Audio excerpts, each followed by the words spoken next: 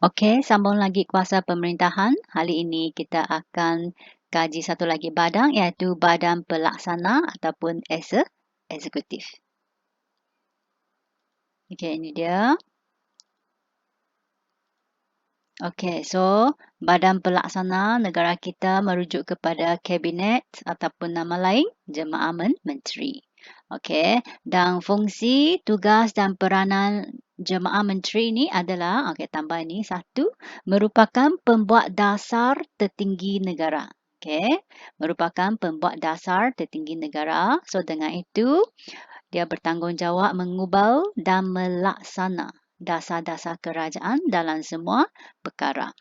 Okey, dan Jemaah Menteri ini akan diketuai oleh Perdana Menteri. Okey, dan biasanya, okey tambah ayat ini ya, biasanya Perdana Menteri ataupun Timbalan Perdana Menteri, mereka boleh mengetuai sesebuah kementerian ataupun beberapa buah kementerian pada masa yang sama. Okey, boleh? Okey, kalau boleh sekarang kita tengok kementerian.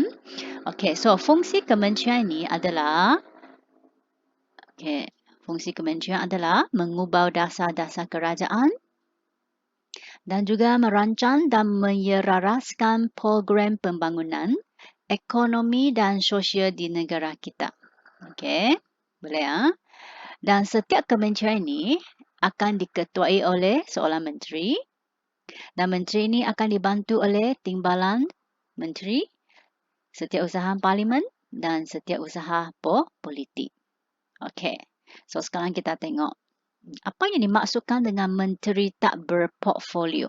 Okey, menteri tak berportfolio ini maksudnya seseorang menteri yang tidak diberi tugas dalam kementerian tertentu. Okey, so dia tidak diberi tugas dalam kementerian-kementerian tertentu, tetapi beliau akan diberi tugas-tugas tertentu oleh Perdana Menteri. Okey, so biasanya menteri tak berportfolio ini dia akan berada di Jabatan Perdana Menteri.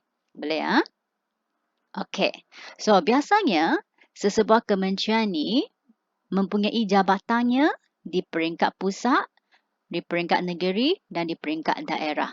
Okey, dan jabatan kerajaan ini akan diketuai oleh ketua jabatannya yang dikenali sebagai ketua pengarah. Okey, boleh ya? So ketua bagi jabatan kerajaan adalah ketua pengarah. Boleh ya? Okey, so kita telah tengok kementerian, kita telah tengok jabatan, sekarang kita tengok badan berkanun. Okey, so terdapat badan kerajaan yang dikenali sebagai badan berkanun. Okey, apa ni badan berkanun? Okey, badan berkanun ini adalah badan separuh kerajaan. Okey, half government ada badan separuh kerajaan. So kalau separuh kerajaan ini maksudnya ia mempunyai kuasa autonomi tertentu. Okey. So dalam sesetengah perkara dia ada kuasa autonomi, kuasa mutlak tertentu. Okey. Dan dia mempunyai peruntukan kewangan sendiri. Okey. Dan biasanya badan berkanun ini akan ditadbir oleh sebuah lembaga pengarah. Okey, yang bertanggungjawab kepada menteri yang berkenaan. Okey, so fungsi badan berkanun ini adalah mereka berperanan untuk mempercepatkan program pembangunan negara. Okey, dan antara contoh badan berkanun adalah seperti MIDA, MADA, FRIM dan FEODA. Okey, boleh ya? Okey, selepas badan berkanun, kita beralih kepada Suruhanjaya. Okey, so apakah fungsi Suruhanjaya pula? Okey, biasanya Suruhanjaya ini mereka punya tugas ataupun peranan adalah mereka akan mengendalikan semua urusan pelantikan, urusan kenaikan pangkat dan juga pemantauan disiplin kaki tangan perkhidmatan awan. Okey, ini adalah peranan Suruhanjaya. Okey, pelantikan, kenaikan pangkat, pemantauan disiplin. Okey, kita tengok contoh Suruhanjaya yang berada di Malaysia. Contohnya ada SPA, okey, iaitu Suruhanjaya Perkhidmatan Awam. SPP, Suruhanjaya Perkhidmatan Pendidikan. Okey, Suruhanjaya Perkhidmatan Undang-Undang dan Kehakiman. Suruhanjaya Pasukan Polis dan Majlis Angkatan Tentera. Okey, boleh ya? Okey, so far murid-murid telah tengok kementerian, Jabatan, Badan Berkanun, Suruhanjaya. Okey, so tambah 2 isi ni di bawah ni ya. Okey, cikgu besarkan.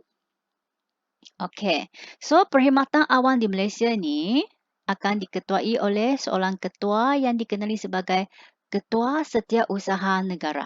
Okey, cikgu ulang sekali lagi.